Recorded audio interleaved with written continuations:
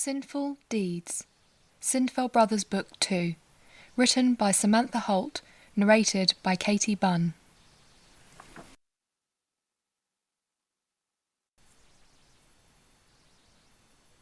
Sinful Deeds. Lust, gluttony, greed, sloth, wrath, envy and pride. The sinful brothers are the very embodiment of a sinful existence. But could the right woman change that? Envy. Being a mistress to one of the most notorious rakes in London was never going to be easy, but Josephine thought she was strong enough.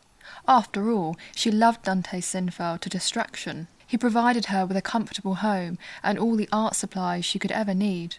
After a short marriage that left her near destitute, the widow couldn't help but fall into his arms and his bed.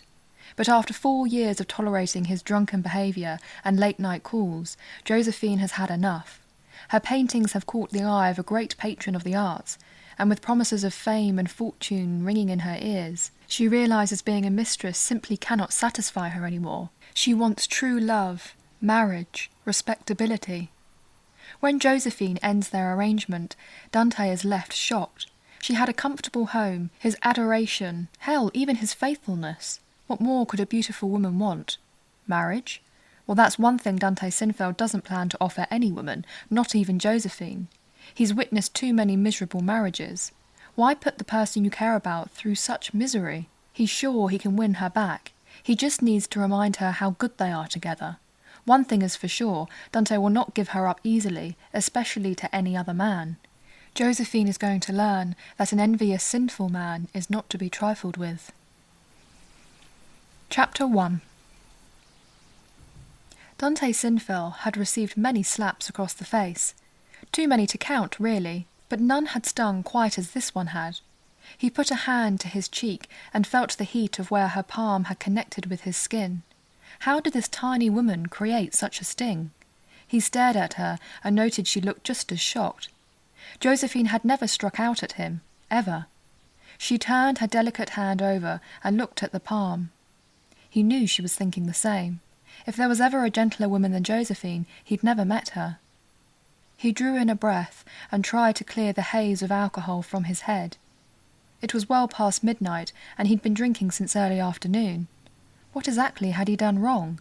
He hadn't said anything foolish, at least he didn't think so. Josephine had been asleep when he had come in, dressed in some sensual slip of a gown, practically an invitation to wake her and strip it from her. So that couldn't have been it. Her breasts rose and fell against that same cherry-red gown, and splotches of similar colour began to reveal themselves on her cheeks. He glanced at the candle that began sputtering in protest of having been lit so long, and took a moment to get a few lamps lit. Maybe that would give her a chance to gather herself. "Don't turn your back on me, Dante Sinful," she commanded. "We cannot very well argue in the dark now, can we?" he drawled. He circulated the room and turned up the lamps until a decent glow revealed the true extent of the redness in her cheeks. His mistress was furious with him. But why? Dante came back to stand in front of her and folded his arms across his chest. "Now what exactly did I do to deserve that?" Josephine curled the hand she had used to slap him with.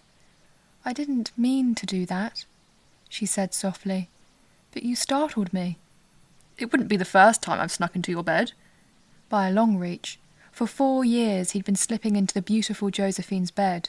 She had caught his eye shortly after the death of her husband, and he'd wasted no time in wooing her. She had come easily too, as women always had done. "I warned you about coming in late." She put her hands to her hips. "I keep warning you."